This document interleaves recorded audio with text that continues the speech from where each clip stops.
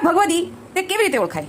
પહેલું તો ચિંતા ન કરે, બીજું અણસમર્પ્યું ન લે, ત્રીજું વિષયમાં લીન ન હોય, ચોથું જે થાય એ ઠાકોરજીની ઈચ્છા કરીને માને, પાંચમું અભિમાન ન આણે, છઠ્ઠું ભગવદીના દાસ થઈને રહે, સાતમું તો ભગવદ ગુણારવિંદ ગાય, આઠમું સદા પ્રસન્ન રહે, નવમું તો ભગવદી જોતા જ મન ફૂલે, અને દસમું તો લૌકિક સંગ મૂકીને વૈષ્ણવનો સંગ કરે.